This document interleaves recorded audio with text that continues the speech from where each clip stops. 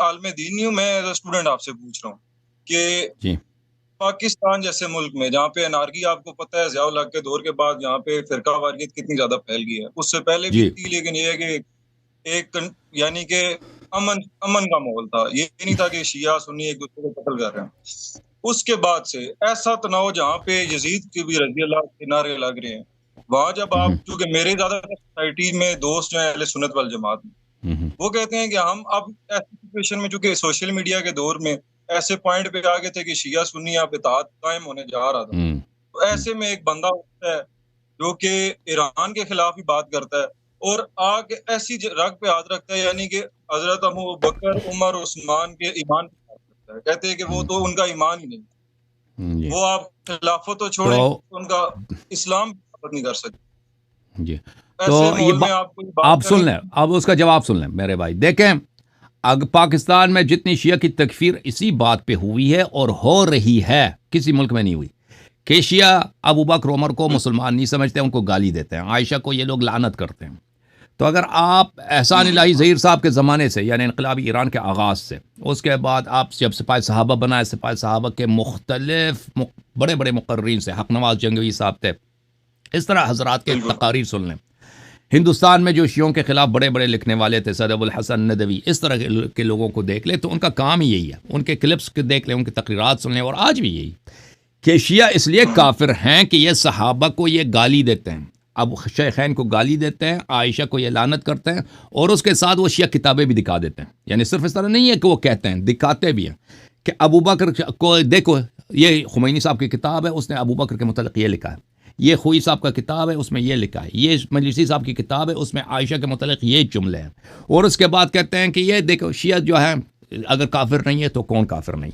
तो ये जुमले कहना मेरे अजीज कि शिया अबू बकर, उमर, उस्मान को और सहाबा को बुरा कहते हैं और आयशा को ये लोग अच्छा नहीं समझते, उसको लानत करते हैं, ये तो नहीं है कि वो नहीं जानते, इसीलिए तो शिया की तकफीर करते आ रहे हैं ना।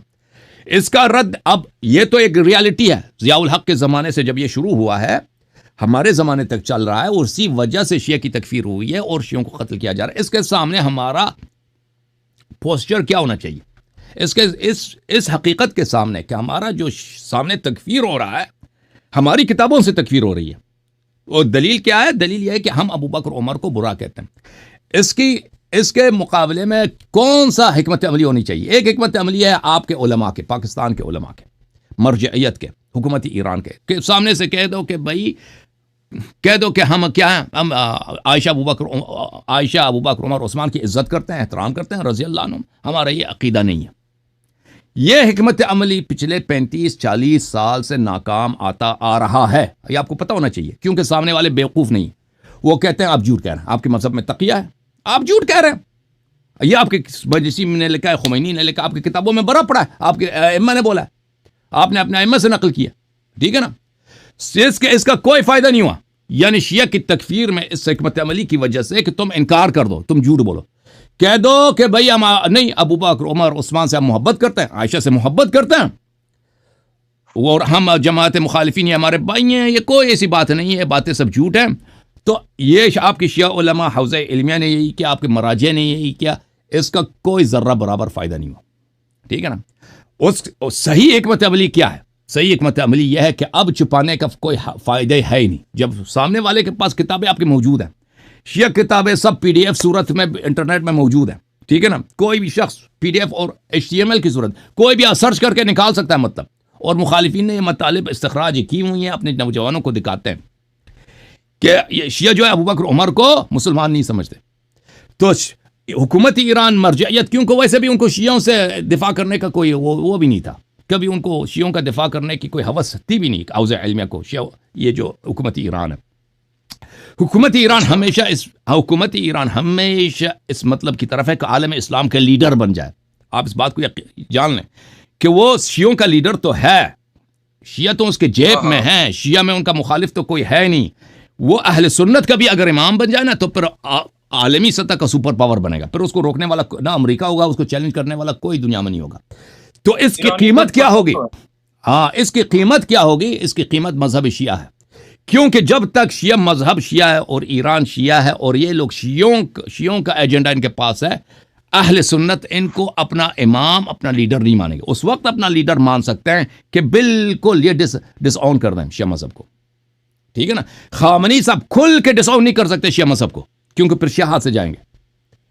लेकिन वो जितना मुमकिन हो सके वो शिया एजेंडे को दबाएंगे अहले सुन्नत को राजी करने के लिए। अहले सुन्नत को किस लिए राजी करेंगे? ताकि ये वली फकी सिर्फ शियों का वली फकी ना हो, सुन्नियों का भी खलीफा बन जाए, ठीक है ना। तो उनको शुरू से, उनको वैसे भी उनकी हुकूमती ईरान, मरजियत, इन लोगों को वैसे भी शियों की दिफा का उनका कोई प्रोग्राम तय नहीं। वो तो दुनिया जितनी तकफीर कर दें शिया की ना, वो सामने से यही कहेंगे कि हम अबू बकर उमर से प्यार करते हैं। उसकी वजह सियासी है, उसकी वजह इनके दुनियावी मफाद है, न कि कोई और। उनको खुद भी पता है कि ये इस हिकमत अमली का कोई फायदा नहीं है। जो सही हिकमत अमली है वो ये है मेरे अजीज, देखो कि अब सामने वाला तकफीरी ग्रुप्स जो शियों की तकफीर करते हैं और बड़े कामयाब हो गए पाकिस्तान में, कि शिया इसलिए काफिर हैं कि ये अबू बकर को, उमर को, उस्मान को, सहाबा को, आयशा को ये बुरा भला कहते हैं। और कि शिया किताबें भी सिर्फ 4-5 लोगों का ग्रोह का नाम सहाबा तो नहीं है। शिया कहते हैं भाई, बहुत सारे सहाबा को बुरा कहते हैं भाई। वो तो यही दिखाएंगे ना अपने, सबसे बड़ा साहब अबू बकर, उमर, उस्मान है, ठीक है ना, आयशा है, इनको तो लानत करते हैं, इसमें तो कोई शक ही नहीं।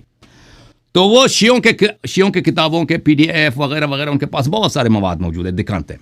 लेकिन एक चीज वो नहीं दिखाते अपने अवाम को, कि शिया ये क्यों करते हैं।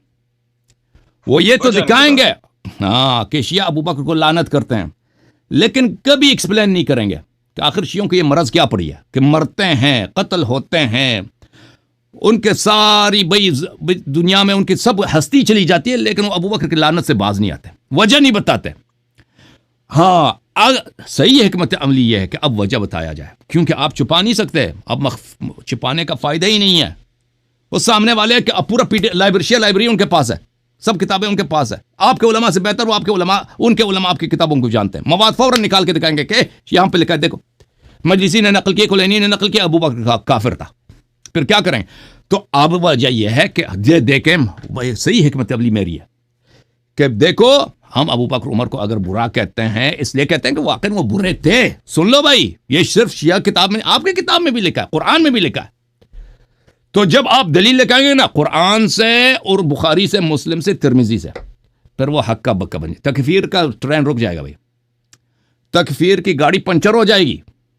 तकफीर अब शियों की नहीं होगी, तकफीर किसकी होगी? खुद अबू बकर उमर की, उनकी अपनी किताबों से होगी। पर कोई जवाब नहीं उनके पास, पर वो इसी दलील पढ़ते जाएंगे कि अबू बकर मुसलमान, अब शिया काफिर है, इसको भूल जाएंगे शिया काफिर है। वो इस पे मारे पड़ेंगे कि अबू बकर को हम मुसलमान कैसे साबित करें, और मुसलमान साबित तो नहीं होगा। ठीक है ना भाई? Okay, thank you sir. Okay sir, okay जनाब, खुदा हाफिज। अबू बकर को अभी मुसीबत उनकी वही है ना, सिपाही साहबा की जमात है, उमर, सब सिपाही साहबा, बरेलवी, देवबंदी, उनके मुअतदिल, उनके मुतशद्दिद, सब की पाकिस्तान में यही प्रॉब्लम है कि अबू बकर उमर को हम मुसलमान कैसे साबित करें। ये किसका एहसान है आप लोगों पर? ये अहले बैत ताहरीन अलैहिस्सलाम का एहसान है, ये इमाम असर अलैहिस्सलाम का तुम पे एहसान है। ओ शियो, तुम शुक्रिया अदा करो, शुक्र अदा करो इमाम असर अलैहिस्सलाम के। या मौला तेरा शुक्र है, या मौला तेरा शुक्र है कि तू इस मजहब का मुहाफिज है। या इमाम जाफर सादिक अलैहिस्सलाम, तेरा शुक्र है कि तेरी तालीमात के बदौलत कोई इस मजहब के खिलाफ इल्मी बहस कोई नहीं कर सकता। समझ में आई ना बात आपको?